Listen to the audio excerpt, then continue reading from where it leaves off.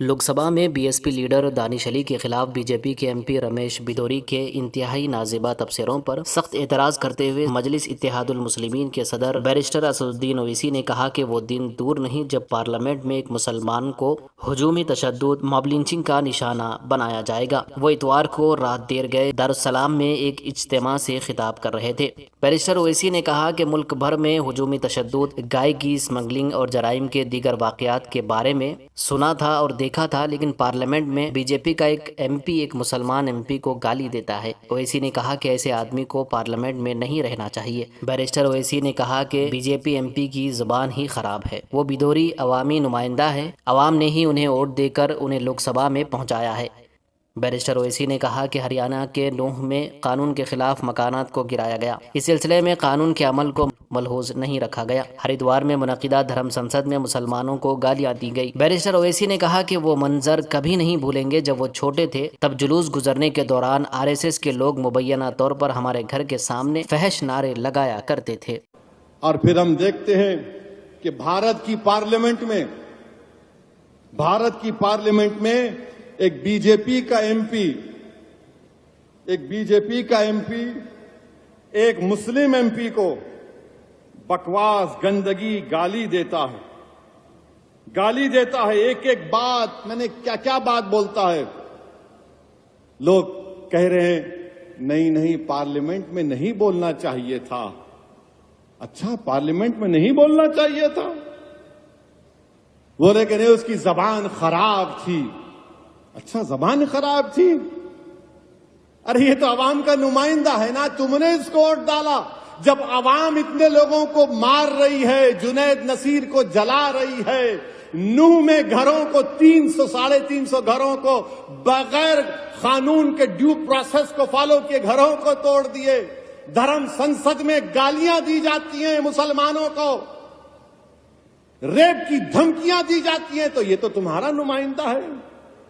उसने गालियां दी, अच्छी जबान इस्तेमाल नहीं की। उस बीजेपी के एमपी ने, अरे वो तो गोडसे की बात कर रहा था, वो नाकाबिल कबूल है। हम तो रोज सुन रहे हैं ना इनको गाली। मैं जानता हूं, मेरी उम्र 8-9 साल या 10 साल की थी। हमारा घर हैदरगुड़े में था, पुराना घर। वहां पर हर कोई आरएसएस के लोग, जब कोई जुलूस होता तो हमारे घर के पास आकर पुकारते, सलाहुद्दीन ओवैसी कब्रिस्तान या पाकिस्तान। मैं और अकबर, हमारे एक ताया वहीद भाई जो बड़े ताकतवर थे, उनके साथ बैठते थे। वहीद भाई लकड़ी लेके भागते, ये 25-30 फीट छोड़ के भागते। हम सुने, मैं सुना हूं मेरे कानों से, आज मेरा बेटा सुन रहा है। ये मैं ये समझा कि शायद मेरी जिंदगी में खत्म हो जाएगा, मगर मेरी औलाद सुनेगी, आप सुनेंगे, बच्चे सुन रहे हैं।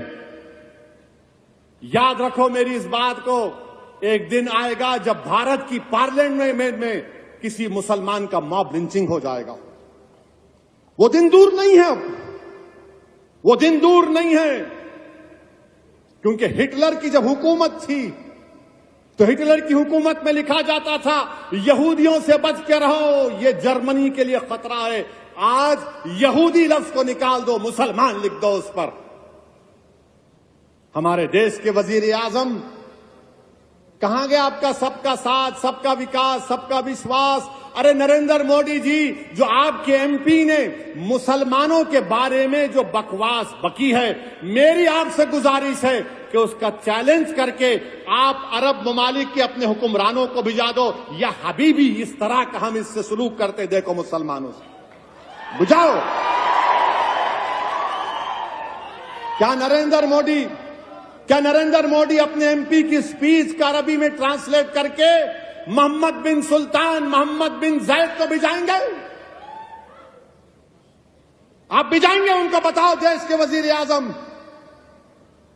क्या तुर्की के एर्दोगान को भिजाओ? देखो हम इस तरह भारत की नई बिल्डिंग में हमारे पार्टी का एमपी ने मुसलमानों को इस तरह कहा है। देश के वजीर आजम कुछ नहीं बोलेंगे।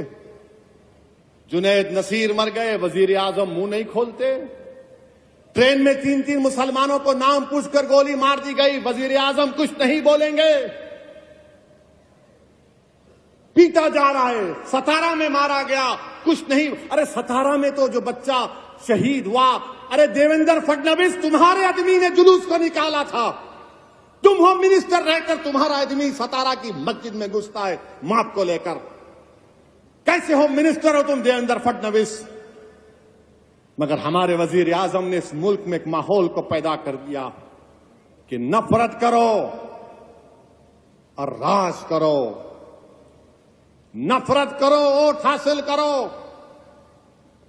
नफरत करो सत्ता हासिल करो, इस्लाम को गाली दो, जीत जाओ इलेक्शन, इस्लाम को गाली दो और प्राइम मिनिस्टर सीएम मिनिस्टर बन जाओ, मुसलमानों को पीटो और इख्तिदार पर आ जाओ।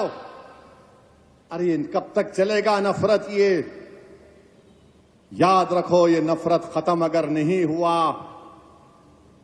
ये जो आग लगा रहे नफरत की आग, याद रखो ये नफरत की आग में सब आ जाएंगे। हम मरने से कभी नहीं डरे, ना कभी डरेंगे इंशाअल्लाह ताला। हम अल्लाह के नाम पर जीते और अल्लाह के नाम पर मरने वालों का नाम मुसलमान है। दोस्तों, इस पर आपकी क्या राय है कमेंट करके ज़रूर बताइए और इस वीडियो को लाइक और शेयर भी कर दीजिए।